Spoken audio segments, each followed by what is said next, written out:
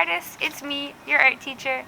In weather like this, I always think about springtime, rainy season. That reminds me of frogs. Today I'm going to show you guys how to make 2 different types of origami frogs. I made a red-eyed tree frog, and I also made a poison dart frog. Cool thing about red-eyed tree frogs, our red-eyed tree frogs can live 5 years and they can grow to the size of a teacup. How cool is that? The other types of frogs I made are all different types of poison dart frogs. Poison dart frogs can live from 3 to 15 years, and they are about the size of a paperclip in real life. Today I'm going to show you how to make all of these frogs. The best part? They jump! The first step to making your origami jumping frog is to turn your regular sheet of paper into a square. So I'm going to take the corner of my paper, and I'm showing you guys this with notebook paper, but you can do this with plain printer paper as well. And I'm bringing the corner of my paper to touch the side of my paper.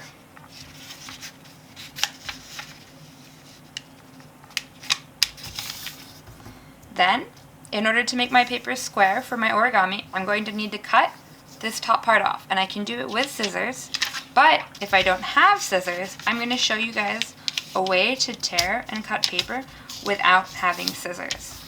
The way I learned how to do this when I was a kid was my friends taught me to do this by teaching me to lick the top of this paper, but I'm not going to lick my paper, so I brought a little cup of water here for me to dip my fingers into. So I am going to get the top of my paper wet. Not too wet. I'm not running it under a sink. I just want it a little bit damp so it'll weaken the paper. And then I can fold this over. And I'm just doing that so that it's a little damp so the paper is a lot more weak.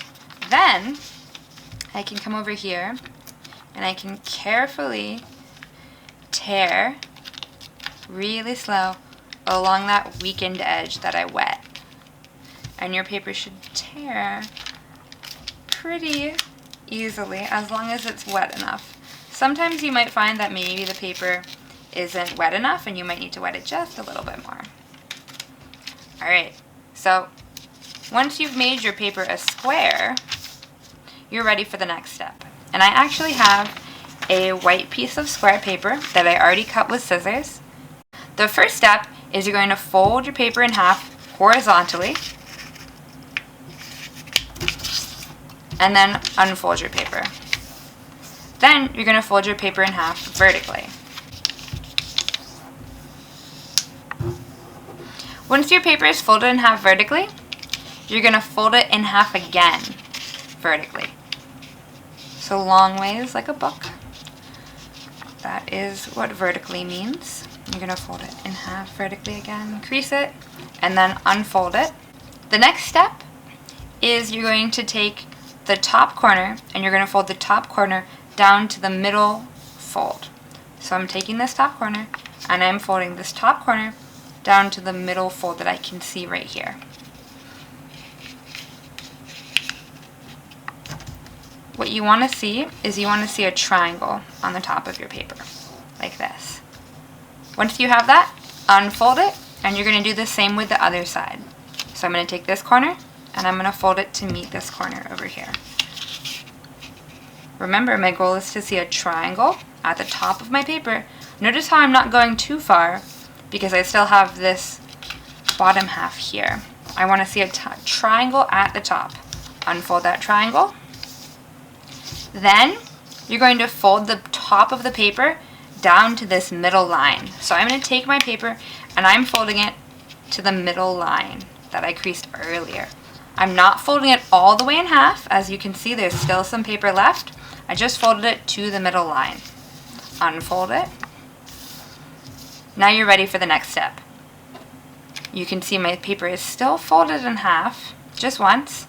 I've folded all of those steps and I'm ready to start folding the head. You can kind of see on my paper, I have one triangle here, one triangle here, one triangle here, and one triangle here. What I want to do is I want to fold these 2 triangles inside the paper. So I'm going to pull my paper up a little bit. You're going to take your paper and you're going to push in the middle of those two side triangles, push them down, and then fold the top down so it makes a big triangle on the top of your paper. The next step, you're going to fold the bottom part of the paper up to the middle line right here.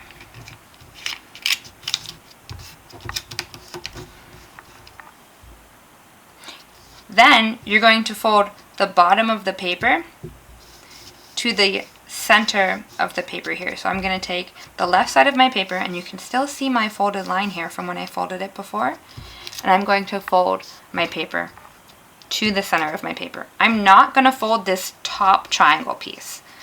I'm only folding the bottom of my paper. So you can kind of see when I don't touch the triangle, see how it starts to pop up? That's fine because I'm not folding the top of my triangle, just the bottom. So I'm folding this paper in just into the center. I'm not going all the way to the edge, I'm just bringing my paper to the center. So I'm going to do the same with the other side. I'm folding this side in to the center. It's kind of looking like a little hat on top of two doors. The next step you're going to do is you're going to take the bottom of your paper and you're going to fold it in half so the bottom of your paper touches the bottom of your triangle. So take the bottom of your paper and fold it up so it touches the bottom of your triangle. This is where the paper gets kind of thick, so you're going to really want to press this part. Then you're going to take the left corner of the bottom of your paper and fold it to meet the center right here. So we're still folding right along that center line that we folded earlier. Fold it nice and well, unfold it. You're going to do the same with the other side. So you're going to take this corner and you're going to fold it to the center of the paper. Bring it down, makes a small triangle. You want to crease this line really well. So you're going to really need to crease it and push hard on that crease. Unfold it. Then what you're going to do is you're going to take these two corners right here. You can kind of see them sticking up right here. And you're going to pull just the two corners out. So see how when I pull these corners, this paper wants to come with it? I'm not going to let it. I just want these two corners to come out. So I'm going to make sure this middle part stays down, and I'm going to just pull these two corners out. So it kind of looks like, a little boat. The next thing I'm going to do is I'm going to take the bottom part of this triangle. So I'm going to take the bottom triangle, and I'm going to fold this triangle into the center of the paper. Not all the way, just to the center. And I'm going to do the same on the other side. So I'm going to fold this down just to the center.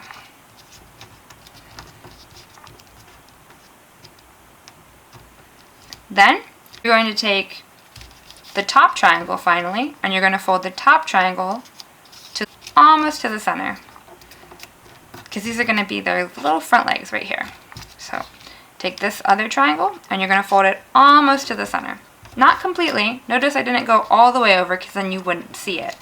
So take the top triangle and you're going to fold it almost to the center, but not completely so that it sticks out from the front.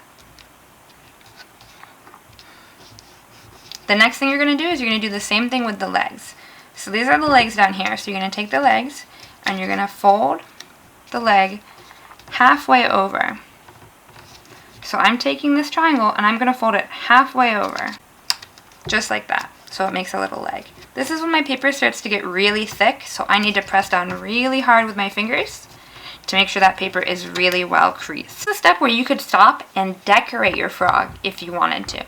Because at this step, the back of your frog is perfectly ready and flat to be drawn on. So I'm going to pause here and I'm going to go ahead and start decorating my frog. I ended up coloring my frog like a strawberry poison dart frog. Now that our frogs are completely colored, I'm going to show you the very last step. In order to make your frog jump, turn it back over. So I'm going to fold his bottom legs up towards his triangle top.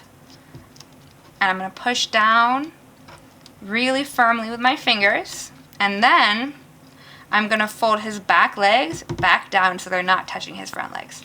So I'm going to fold my frog right here in this middle part, right here. I'm going to fold these legs down.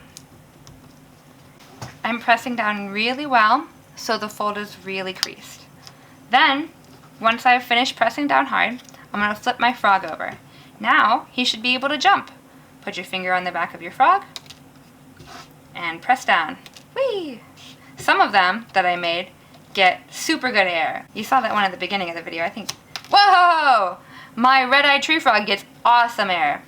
I hope you guys had fun, and I will see you in the next video.